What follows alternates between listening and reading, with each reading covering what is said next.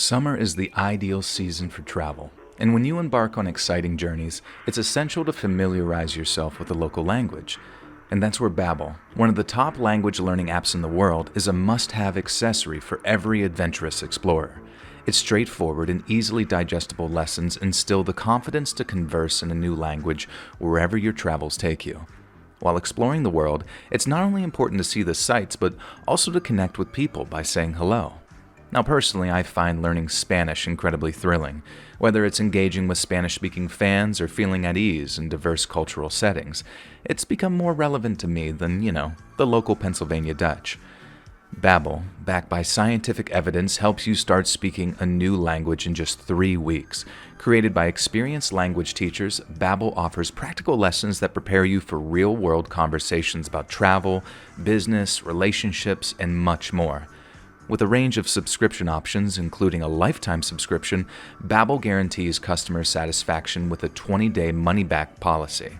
Plus, subscribers can enjoy live classes and receive 2 free classes as an added bonus. Pero tienes que probarlo por ti mismo para apreciarlo realmente, which means you gotta try it for yourselves to truly appreciate it. So just click the link below and get 60% off your subscription, and let me know in the comments what language you want to learn. That's 60% off your subscription to Babbel when you click the link in the description or pinned comment below.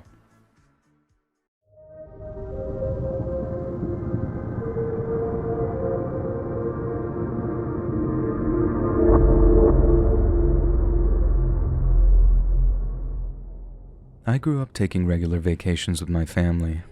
Now that I have my own family, I like to keep that tradition alive. And every summer, when my kids get out of school, we take a trip somewhere. We don't usually drive more than 8 hours, and more sometimes than not, we'll stay in one of the coastal cities since we live on the East Coast. This specific year, my kids were 7 and 8, and my husband and I figured that they were mature enough to drive through the night. This way, he could arrive at our destination in the morning and not waste an entire day driving. We started the 8-hour drive to Myrtle Beach, South Carolina at around 11 at night. After stopping for bathrooms and gas, we planned on arriving at our destination at around 7 in the morning. The plan was, when we arrived, we would take an hour or 2 nap and then spend the rest of the day at the beach. However, we almost didn't make it to Myrtle Beach. At some point during the night, it started to downpour outside. It was raining so hard that it was almost like driving through a snowstorm. You literally could not see 2 feet in front of the car, not to mention that it was pitch black on the highway. Add these two together and you have a very dangerous drive. I was also starting to notice that my husband was kind of swerving back and forth a little bit. Thankfully, the girls were sleeping because I wouldn't want them to have seen me like this.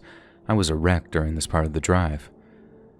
After some quiet arguing, I finally convinced my husband to pull over and wait out the rain.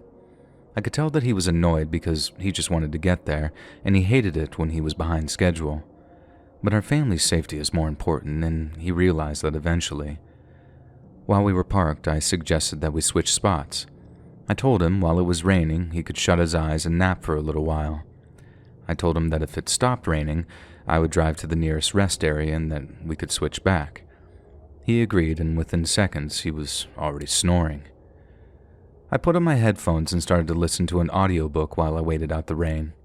I would occasionally lift my head up and look around to see if the rain subsided, but it never seemed to stop. While I was sitting there, I noticed a light in my rearview mirror.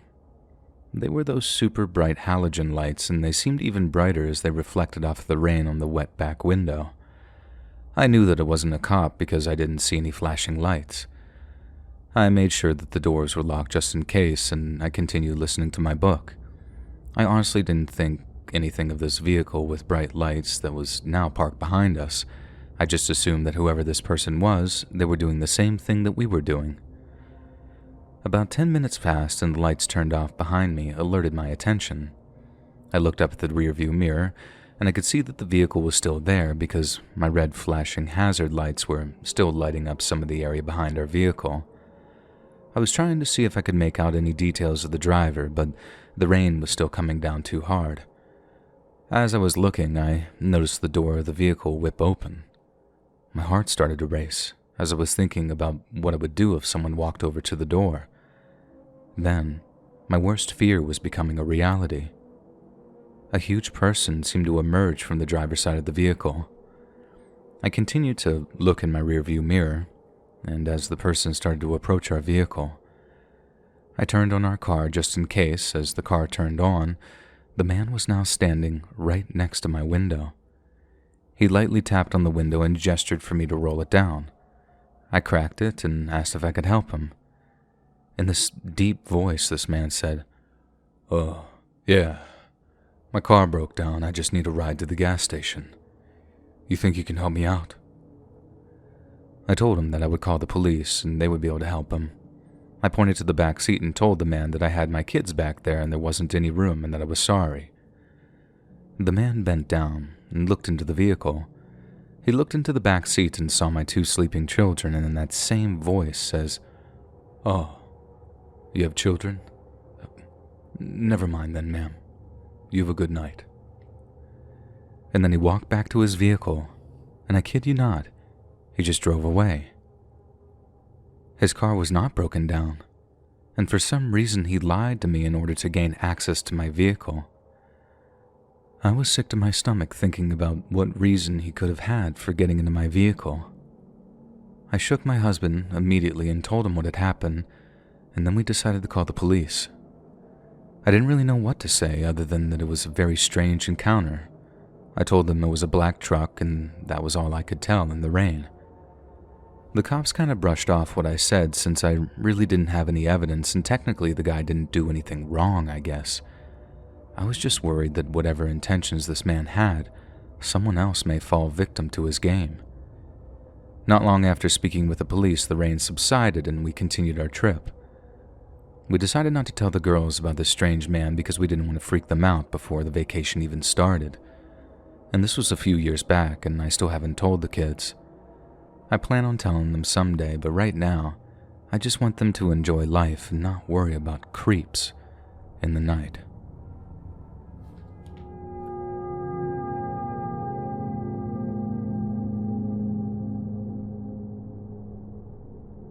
I don't care how old I get.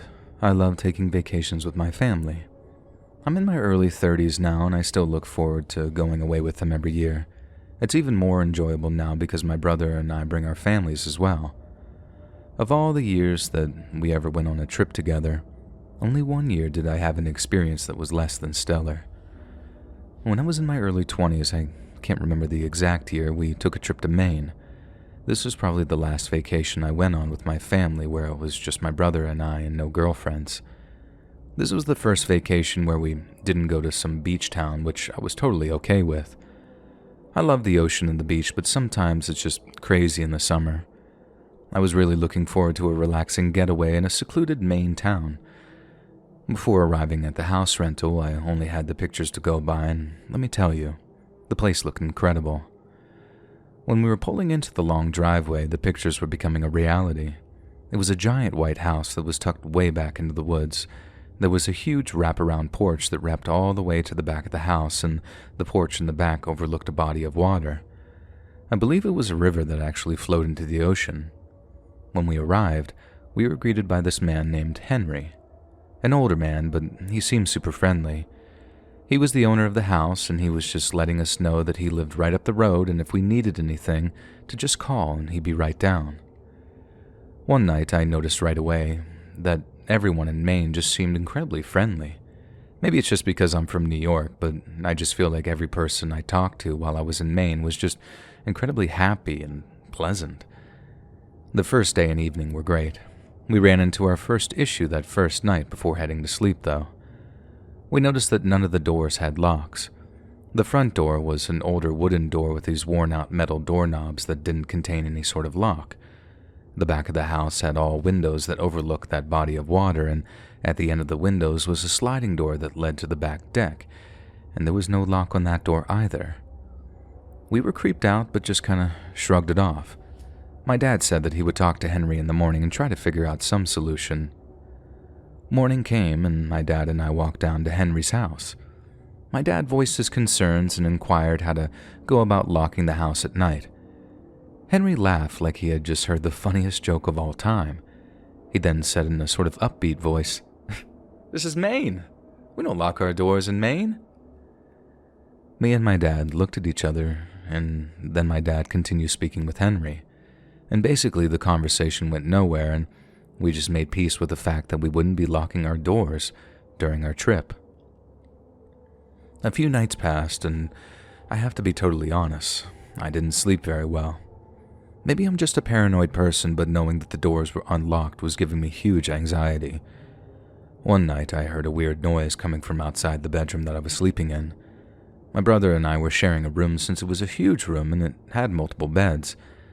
Because my brother was only a few feet away, I woke him up and asked him if he could hear that strange noise. He was annoyed that he was awake now, but he admitted that he could hear the noise as well, and he also thought it was strange. I got up and slowly opened the bedroom door. I started to make my way down the hall to the kitchen. I noticed that there was a light on above the stove, and this didn't sit right with me. I was always the last one to go to bed, and I knew this light wasn't on when I went to my bedroom for the night. I didn't completely freak out because, after all, it was possible that one of my parents woke up and grabbed a drink of water or something. I continued to tiptoe through the kitchen and make my way to the living room. Even though it was pitch black outside, the moon was bright, so I was able to slightly see outside of the windows. As I scanned every window, I swear that I saw someone run by. I jumped back and sort of gasped out loud. I started to duck down and continued looking out the window, and I didn't see anything. It was entirely possible that my eyes were just playing tricks on me though, but I swear that I saw someone. I went back and told my brother, who basically told me to just shut up and go to sleep. He was convinced the noises were just the house and that my imagination was tricking me into thinking that I actually saw someone. Nothing happened the next couple of nights. And then on the last night, I could hear the strange noises again. This time, I quietly snuck out of my room, and as I looked down the hall, I saw someone running out of the house and closing the sliding door in the living room. This time, I know I saw someone. I woke up the entire house, and I told them that someone was in the kitchen, and honestly, they didn't seem to believe me. My dad still called Henry, even though it was in the middle of the night, and told him that I had seen someone in the house and asked if we should call the police. Henry said he'd call them, and that he was going to head over to the house right away to make sure that we were okay. When Henry walked in, I felt sick. I know I only caught a glimpse of the guy fleeing the house, but he appeared to be wearing the same thing Henry was wearing. I didn't speak up, but writing this now, I kind of wish I had. The police showed up, and my dad and Henry spoke to them. I don't know what they said or did, and it didn't matter too much to us since we were leaving in a few hours anyway. Thankfully, nothing happened the rest of that night. And as I write this now, I'm 100% confident that I saw a person in the house that night. My gut tells me that it was Henry, but I don't have any evidence to back that up. I have no idea what he was doing, or if he even planned on doing anything. It is possible that this guy was just some sort of creep who liked to spy on people voyeuristically. Either way, I'm happy it's a distant memory now, and after this trip, I'm happy to sticking with just the simple beach towns.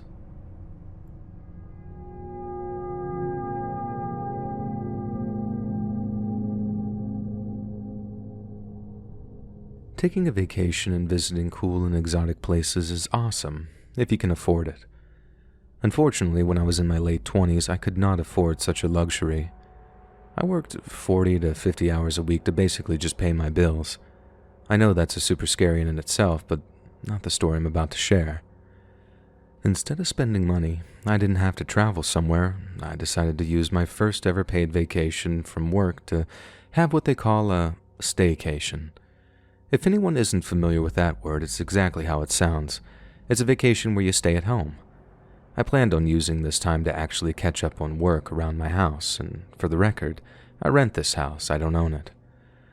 I would get all my cleaning and laundry done. I would catch up on some shows that I had been neglecting, maybe even play some video games and catch up with friends that I hadn't seen in months. It all sounded so good, but better than anything else was just the fact that I didn't have to wake up at 4:30 in the morning to go to work for an entire week. The first few days, I admit, I didn't do anything, and it was glorious. On Wednesday or Thursday, I don't remember exactly, I noticed a bunch of teenagers outside of my house in the early evening.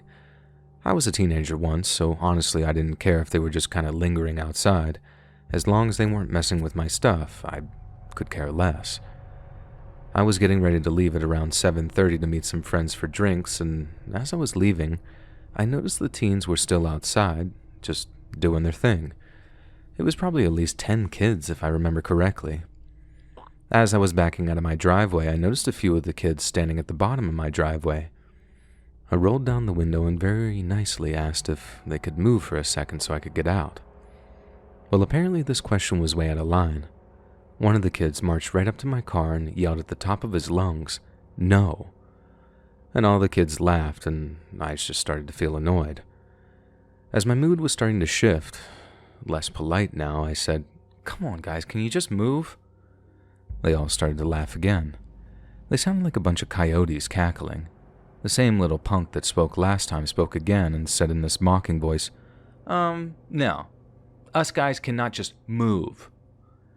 And the laughter was spreading among all these teens like some sort of virus.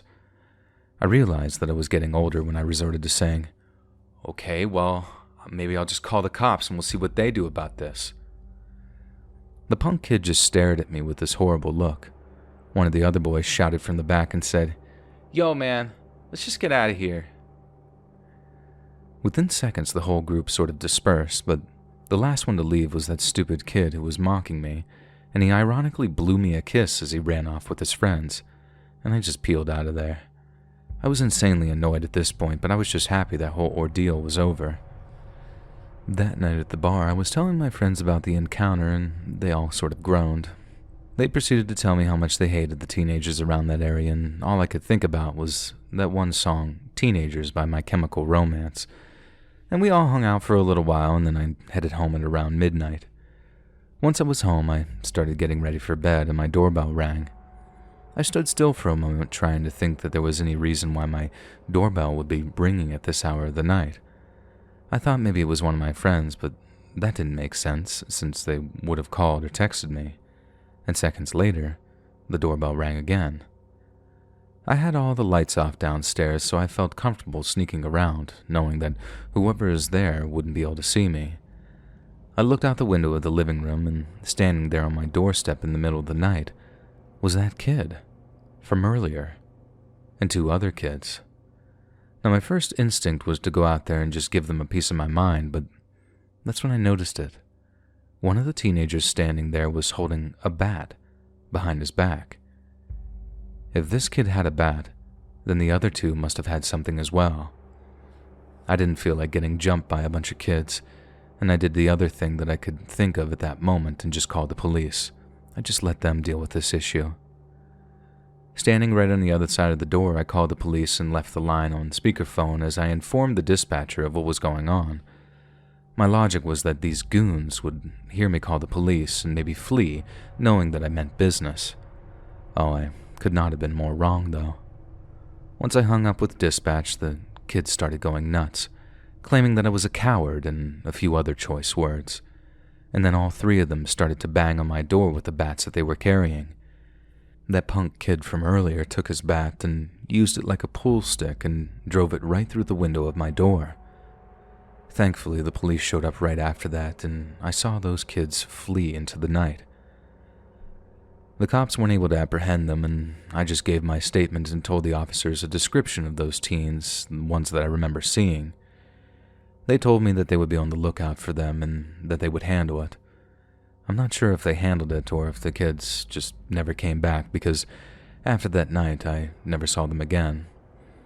But I always wondered, though, what were their intentions that night? Did they just want to scare me? Or were they truly some evil kids? Truthfully, I'm happy I don't know that answer.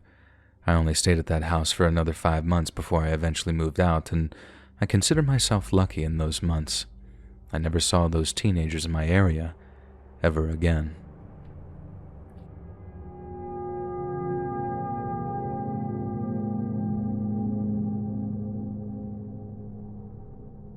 I love the beach, and I wish I could go more.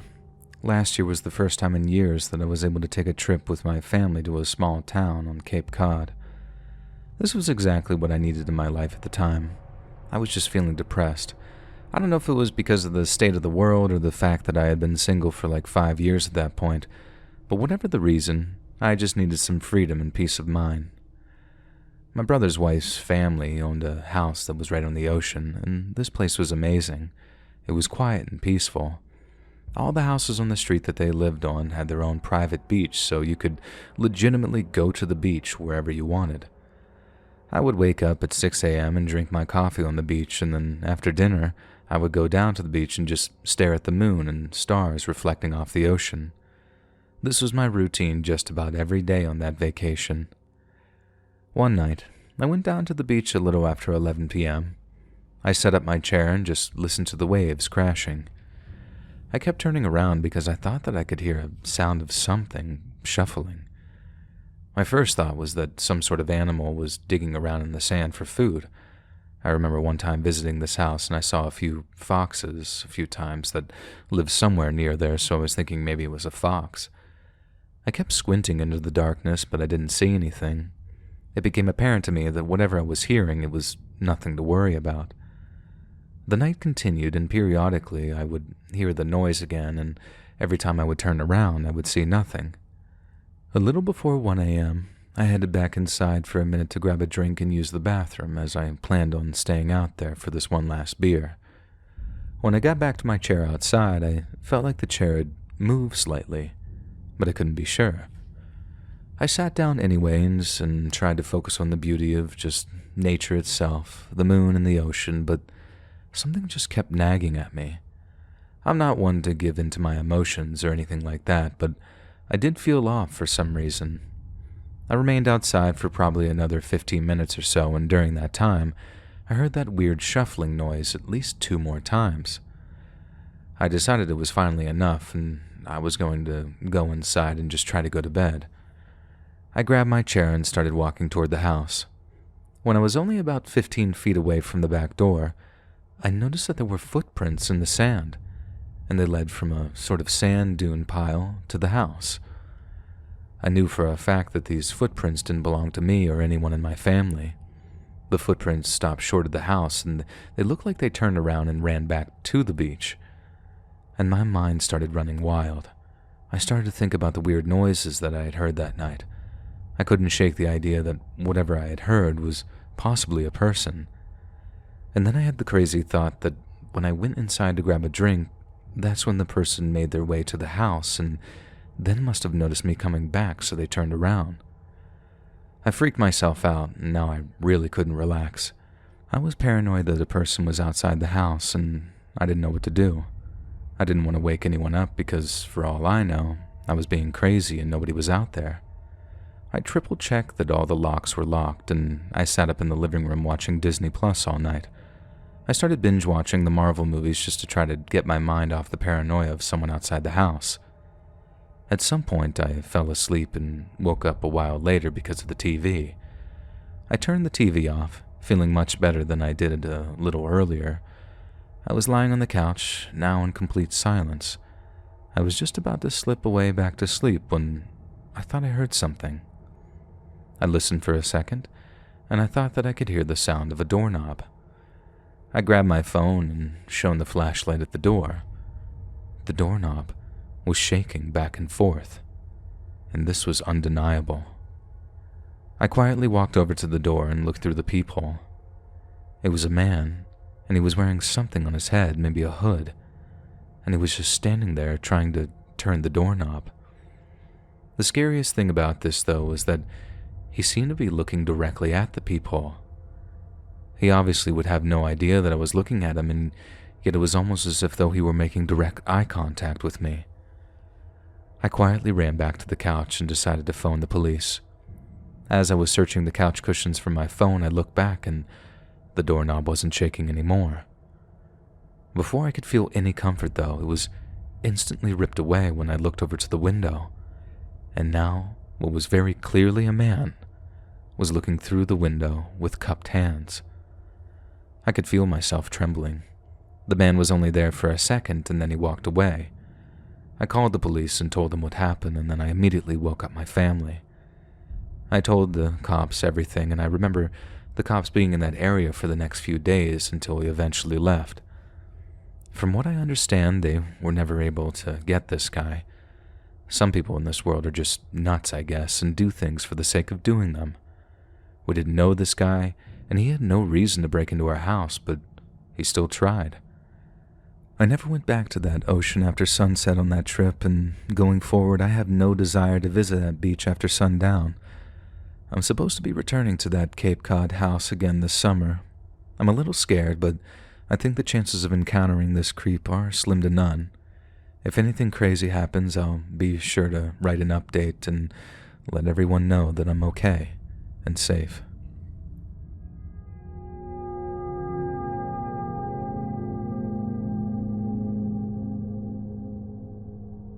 This is a really weird and strange story that happened a few years back. It's not the scariest thing in the world, but due to its strange nature, it definitely was unsettling, to say the least. I ended up going on a vacation with a buddy of mine. Well, I use the word vacation loosely. When I think of vacation, I think of maybe hiking and camping, and I know most people usually think of beaches or pools. I went with my friend Colin, who is one of my newer friends. It's actually really funny how we became friends. I hated him at first.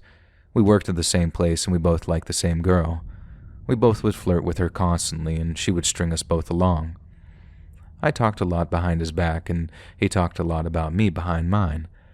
Well, the joke was on us because she ended up ditching both of us for some other guy. But because of this, though, he and I got talking one day and we ended up discovering that we had a lot in common.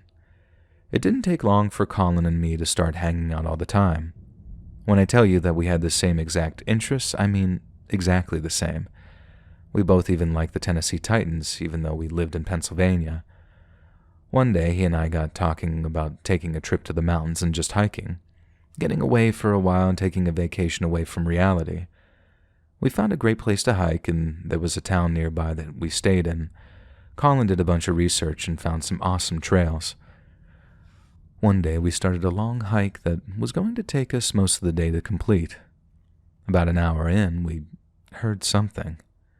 We turned around and a very strange and short man was power walking by us. His arms were in full swing and he just swooped by. He was wearing this shirt that was like a windbreaker material, so he was super loud as he passed us. We both laughed because this just looked really absurd. The only way I can describe this guy is that he reminded me of like a cartoon character or something. Another few hours went by and I completely forgot about the guy. As we continued walking, Colin gasped. His sudden panic freaked me out, so I asked what was wrong. He didn't say anything, and he just pointed. In some of the thick bushes that lined this part of the path was the man's windbreaker shirt. I admit I laughed when I saw it. In my mind, I was thinking to myself, what the heck is this dude doing? But Colin had a completely different idea. Because of how the shirt was ripped and thrown into the bushes, he expected the worst. We talked it out for a few minutes, and Colin decided that he wanted to call it in. Due to where we were now, we had no cell service whatsoever. We were about halfway, so I told Colin that we should just finish the hike with some pep in our step and keep checking our phones to see if we get service. He agreed, and we started to move quickly along the trail. Probably 20 minutes after discovering the shirt, we could hear a noise. We both paused and tried to focus on the sound. Within seconds, it was clear. It was the sound of running. As we looked up, we see the strange man from before, but now he was running towards us at full speed. We both kind of went into a defensive position, not really knowing what was going on. As he closed in on us, he kept yelling something like, "I'm gonna get ya! I'm gonna get ya!" And he just kept saying it. When he was really close, I was ready to start swinging if I needed to. But he just ran right by us. As he started to fade into the distance, we just hear the echo of his voice for a few more minutes. We both just started to burst out laughing how outrageous this was. We decided to walk back the way we came and follow the path of this insane guy. Our logic was that we were being good people by making sure this man made it out of the forest without hurting himself. When we were probably about an hour away from the trailhead, we were suddenly stopped by that strange man. he seemed to jump down from a tree and was now standing right in front of us, waving around this thick tree branch. Colin tried pleading with this weirdo, but he still kept saying, "I'm gonna get ya! I'm gonna get ya!" I started to feel tense just standing there with this guy because I didn't know what to do. Clearly this guy wasn't right, so I didn't want to hurt him. But the flip side of that is that this guy was ready to hurt us, it seemed like. The shirtless guy then swung the tree branch and hit Colin in the arm and ran through us again, still shouting. And as he ran away, I noticed in the waistband of his pants was the grip handle of what looked like some kind of hunting knife. I told Colin that we needed to go because I didn't want to encounter this creep anymore. It was only a matter of time before he introduced us to that knife, and that was something I did not want to experience on my vacation. We basically ran back, and as soon as we hit the road, Colin called the park ranger and told her everything that we had just experienced. She sighed and said that this was the third call that they had got this week about a strange man running around in the woods, but they haven't been able to track this guy down. And it wasn't until months later that I was home and thinking about this day where I was really thinking about how creepy and messed up it was. The idea of some mentally deranged dude just running around the woods with a knife is not a comforting idea. I hope they caught the guy because it's clear that he needs help. It may have been an unsettling occurrence, but it's for sure one vacation that I'll never forget.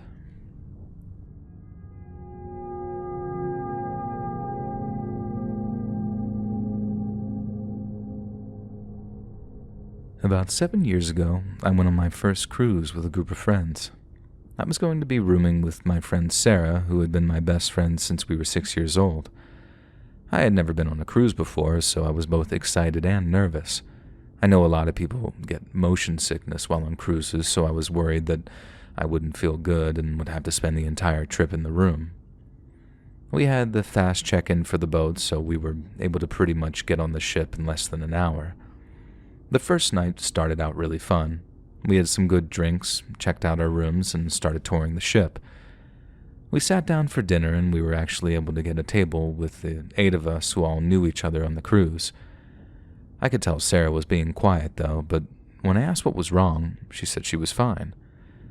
About 10 minutes later, she said that she was feeling nauseous and was going to go back to the room. I told her that I would go with her, and she said, "No, really, I'll be okay. Stay and have something to eat." And so I did. I stayed and had dinner, but had my mind on Sarah the entire time. I asked the waiter if I could take a meal to go for my friend who couldn't stay for dinner, and he said absolutely and gave me one to bring to the room. I remember it was just like chicken and vegetables because I asked for the blandest option they had, and thankfully Sarah was feeling a little better when I got back to the room, and she did her best to try and eat some of her dinner. She took some motion sickness medication that we brought just in case, and slowly but surely, she was feeling better. We decided to join everyone for trivia later that evening. Everyone was happy to see Sarah feeling better and back with the group. Trivia was really fun. One pair from our group won and got a little trophy shaped like a cruise ship for winning. Everyone else was going to stay out and drink, but I told Sarah that I'd go back to the room with her and that I was tired anyway. She asked if I would grab a few drinks and some food from what we referred to as the food court. There were a few places open late to get pizza, a sandwich, and other things like that. If those were closed, then there was always room service. I told her I would grab something and head back shortly. While I was waiting in line for a sandwich, I was tapped on the shoulder. Assuming it was one of my friends, I turned right around, but when I did, I noticed it was a complete stranger. It was a younger guy, maybe in his mid-20s. He had patchy facial hair and a very excited expression on his face. And he goes, "I noticed you during trivia. You seemed really smart and you're pretty easy on the eyes as well." I said thanks and turned around, and then he goes, "Hey, maybe we could grab a drink." I turned around again and told him my boyfriend is waiting over there for me. I grabbed the food that was ready and left the rest and walked away. I hurried back to the room but was starting to not feel well myself. The hallway was long and I felt like I was swaying side to side while I was walking. As I got to the room and tried to regain my composure to unlock the door, I looked to my right, and about halfway down the hall, I saw what I thought was the same guy from the food court. I shuffled into the room, locked it, and gave the food to Sarah. She was pretty tired, but said that she wanted to try and eat something else. What I guesstimate was 5 minutes later, we both jumped, and I got to look through the keyhole and see who it was, half expecting it to be one of our other friends, but instead, it was the same guy that I had just seen minutes earlier. I looked out and he was just standing at the door, and he didn't say anything. He seemed to be just standing there, sort of staring. After about 45 seconds, he left, and then Sarah said, "Who was it?" I lied and said that I didn't know, and it must have just been someone at the wrong room. The next few days went without issue, and we were actually having a pretty good time. I think it was the 4th day, and we were going to be getting back on the 5th. We went to one of the one-ship shows, kind of like a short Broadway production type thing. When it was over, it was still somewhat dark, and trying to get out of the rows of seats was a little difficult. I then heard someone say, "Hey, funny meeting you again." I turned my head, and it was the same guy from a few days earlier, wearing the exact same clothes, I think, too. I just kind of tried to ignore it, and then I heard, "Hey, I'm talking to you." At this point, all my friends turned around, and my friends Jesse and Mike asked who this person was. I told them I didn't know, and he kept following me and trying to talk to me. They told us to go ahead out the aisle, and they would talk to him. Once they made it back out, they said don't worry about him and that he won't be bothering you again. Appreciating that, I was still uneasy, and at this point just wanted to get off the boat and go home. I couldn't sleep that night. I was anxious to wake up in the morning and gather to begin the process of letting everyone off the boat. Every time someone walked by the door, I held my breath thinking someone was going to knock. I also could swear at different points in the middle of the night that I heard scratching at the door, but I'm sure that was just my mind playing tricks on me. The next day we got off the boat, and I was very excited to just be back on solid ground. We spent a few days in the city we cruised out of, and that let me leave the vacation on a high note. I still would like to go on a cruise someday, but haven't been in a rush and don't see myself going anytime soon.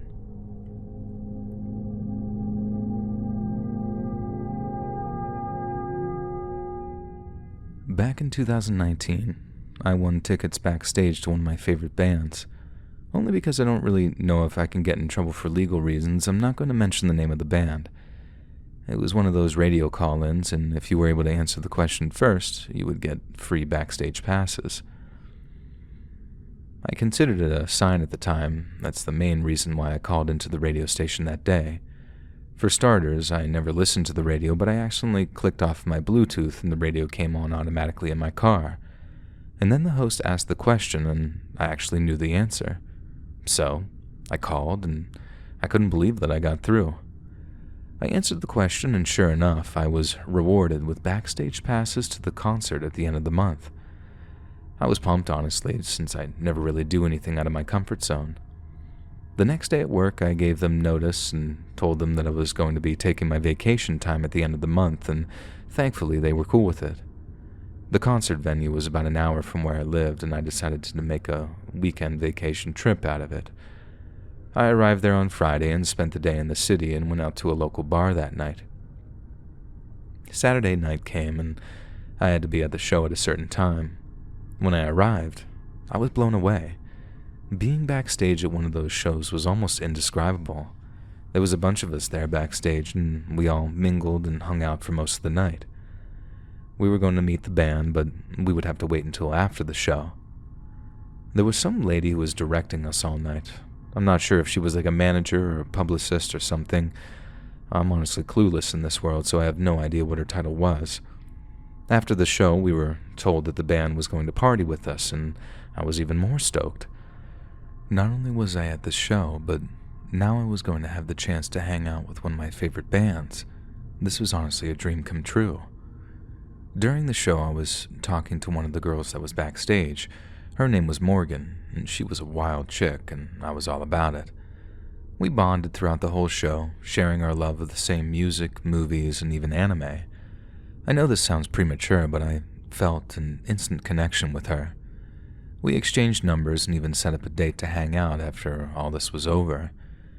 She lived about 30 minutes away from here, which was about 30 minutes from where I lived, and that wasn't far for me to drive, especially for this chick. The concert ended, and without even going to shower or anything like that, the band made their way to this private room that we were all hanging out in. They were pouring sweat, but this was such a surreal moment. Standing inches from me was a handful of my idols. Just as I was getting ready to talk to them, Morgan stepped in front of me and introduced herself to the band. She kept rubbing the lead singer's arm, and he wasn't having it. I could tell that he wasn't trying to be rude, but I could tell that he didn't want to be touched. He kept awkwardly shifting around. Then Morgan said probably the weirdest thing she could have said in this moment, and in a confident voice she just says, "Oh, don't worry about him." She pointed at me and then continued saying, "That's my husband. He's okay with me touching your arm. You don't have to be creeped out." I didn't even say anything out loud. I was just so confused that she called me her husband. The singer of this band just sort of laughed and said in a sort of upbeat voice, "Okay, right on, brother."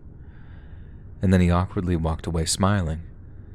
Minutes later, the band left the room. A few minutes after that, the manager lady came in the room and said that the band was having a long way to travel, so unfortunately, they needed to go. I was so upset. They were supposed to party with us, but they'd only hung out with us for like 5 minutes. But even more upsetting was the fact that I didn't even get to talk to them. Because of Morgan's weird creepiness and the fact that she spoke for me, I didn't even get to say hi to one of my favorite bands. Obviously, everyone in the room was upset, but that was life, I guess, and we all started making our way to the exit. But that's when Morgan lost it. Without any warning, she threw a punch at the back of my head and knocked me to the ground. She got down on the ground and started to verbally roast me. She claimed that it was my fault that the band left, and that if I wasn't so creepy, I wouldn't have scared them off. I jumped up to my feet and tried to move quickly to the door. I didn't want to deal with any of what was going on. She started to follow me, and she continued to verbally harass me, saying things like I was a piece of garbage and telling everyone there that I'm the reason why the band left. It got ugly, and eventually I was escorted out by security. Yes, I was escorted out. All the witnesses there were confused as to why I was being forcibly removed and not Morgan. But I didn't care, though. I was just happy to be free from this chick. I remember going back to my room that night and thinking about how strange that night had been. Like when I really think back to the details, it just kind of blows my mind. The next morning, I left early to head home, and I had about 23 text messages from Morgan when I woke up. Every message was different. I would get a message about how sorry she was and wanted to know if I was okay, and then 1 minute later the message would just be her cussing me out. I blocked this crazy person's number and made my drive home, trying to just focus on the good memories from this trip. When I got home, there was a car in my driveway that I didn't recognize. I was confused and slowly approached the door. When I got there, I noticed that the door was slightly ajar. Instead of instantly calling police, I decided to peek inside, and I couldn't believe my eyes. Sitting in my recliner, with her eyes closed, was Morgan. I have no idea how she found out where I lived. Maybe I told her at the concert or something, I don't remember, and she must have been asleep because she didn't see me. I stepped back outside and went all the way to the road and called the police and told them what was happening. They showed up pretty quickly and escorted her out of the house. As she was being detained, she was screaming that this was all my fault. I was so terrified and disturbed by this that I ended up staying at my parents' house for a couple of weeks. And I never did see Morgan again after that morning, and hopefully, I never do.